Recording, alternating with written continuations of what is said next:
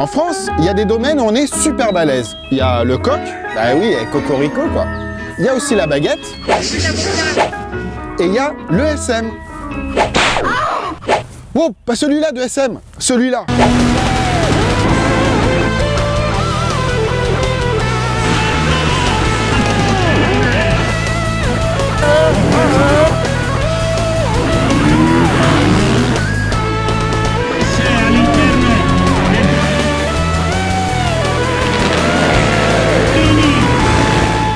Au premier abord, le super motard des nations, ça ressemble un peu à l'Eurovision.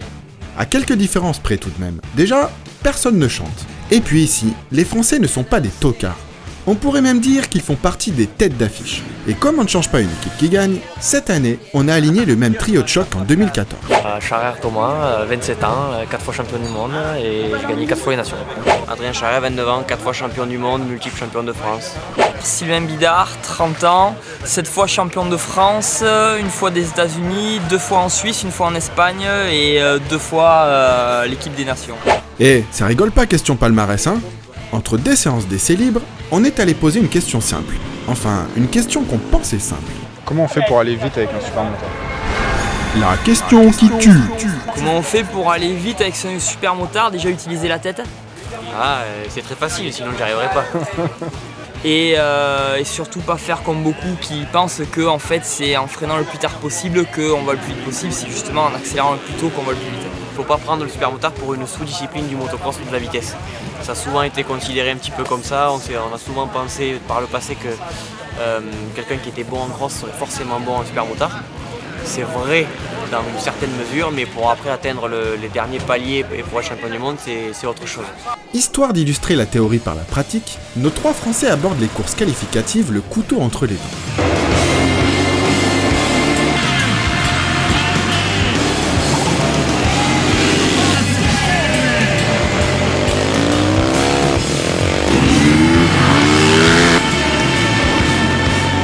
A noter que le super motard des nations est une épreuve très particulière.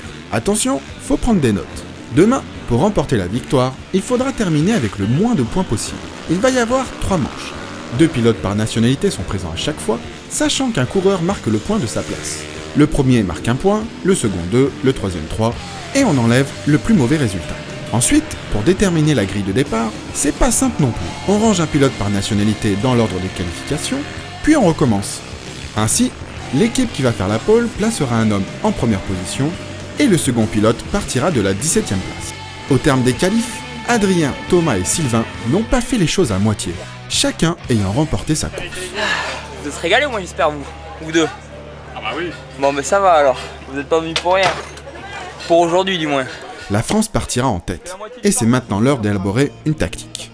On pourrait croire que le secret pour gagner les nations, c'est le pilotage, la vitesse, la stratégie ou encore la cohésion de l'équipe. Mais en fait non. Parce que le problème c'est qu'il reste que 3 étiquettes. Je peux pas changer les étiquettes, je peux pas les trouver le manche. Et là tu te retrouves avec 3 étiquettes. Eh oui. Là il peut faire une manche de main. Donc ça fait une étiquette. Là il faut qu'il te reste 4 étiquettes. Il me reste 3 étiquettes. Je fais 3 étiquettes, en comptant celui-là il me reste 4. Mais si par contre les deux fanfarons là ils gagnent. Et arrête, tu vois, tu veux me mettre la pression, les types, moi je suis à Non, retraite. non, moi je dis rien. Et ouais, le secret de la gloire, c'est les étiquettes. Tout ça pour ça. Ouais, c'est ce qui joue tout. 7 étiquettes pour tout le week-end. Blague à part gérer ses pneus, comment aborde-t-on une course par équipe quand on a l'habitude de se la jouer perso? C'est la seule course par équipe de l'année et justement on sait qu'on va devoir se serrer les coudes, pas réfléchir qu'à soi en termes de performance et vraiment essayer de partager un maximum d'informations avec ses coéquipiers et c'est vraiment intéressant comme situation pour nous. Comme en 2014, l'épreuve des nations se déroule en Italie. L'autre nation phare du super motard mondial et rival le plus sérieux de l'équipe de France. De quoi réveiller de vieilles rivalités franco-italiennes et d'en profiter pour chambrer un peu nos voisins transalpins. Bon, et battre les Italiens chez eux, c'est cool, non? Ben, c'est l'objectif, hein, comme chaque année. Je fais beaucoup de courses ici en Italie, donc c'est sûr que il faut battre les Italiens. Il n'y a pas que les Italiens, demain ça va être compliqué, mais On va tout faire pour. Finir devant les Italiens, c'est bon. Après, on n'est que samedi, donc les battre aujourd'hui, déjà, ça va nous permettre à nous tous de faire une bonne nuit et eux d'en faire une mauvaise, justement, parce qu'on les a tous les trois, on les a doublés, donc du coup, voilà, ça me montre bien qu'on est ici, pas pour faire la figuration. Mais voilà, après, je préférerais finir loin aujourd'hui et gagner demain plutôt que l'inverse. Dimanche matin, c'est l'effervescence. On sent monter la pression. Le public débarque sur le circuit de Jesolo pour soutenir la Squadra Azzurra. Même Max Biaggi a fait le déplacement avec sa camionnette de restauration rapide. Comme quoi, c'est pas toujours facile la vie de pilote retraité. Hélas, on sent d'emblée que sur un point, l'équipe de France ne pourra pas lutter. Bon ben, en Italie, ils sont meilleurs sur un truc, c'est les filles. Mais ça, c'est pas grave. Pendant la présentation des équipes, on est là pour soutenir à fond nos pilotes tricolores. Allez la France! Va bien, va bien. C'est déjà l'heure de la première course. Les frères Schaerer vont ouvrir les hostilités. Adrien en pôle, Thomas en 17e position.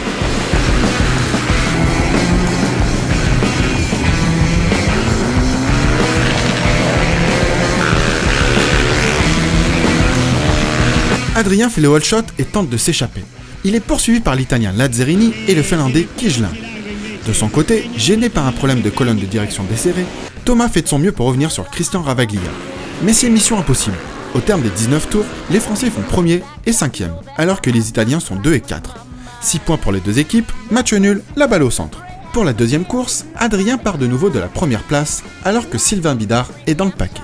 Au guidon de son Aprilia, Adrien fait un départ d'enfer et réussit à contenir la meute de furieux derrière lui. De son côté, Bidard bastonne avec Ravaglia, mais finit par se faire passer. À l'arrivée, les Français sont une nouvelle fois vainqueurs et 5e.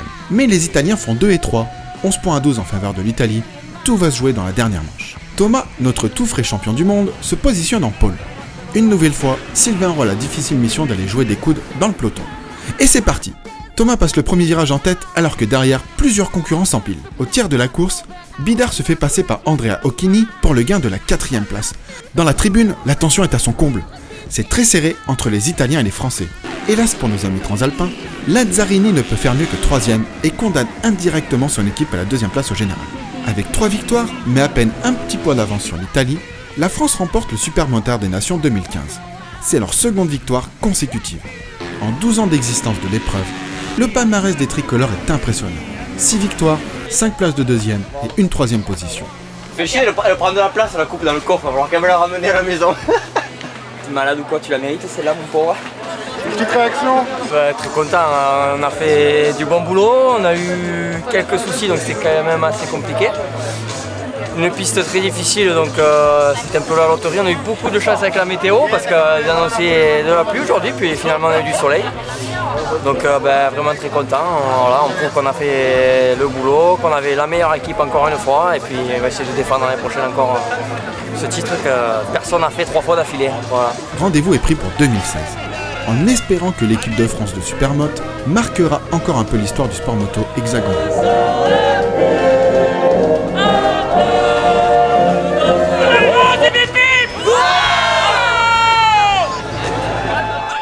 Voilà, j'espère que ça t'a plu. Tu peux retrouver nos 2 dernières vidéos en cliquant ici et ici. Et surtout, abonne-toi à notre chaîne en cliquant là. Sinon, on vient chez toi et on te pète la gueule. Allez, salut!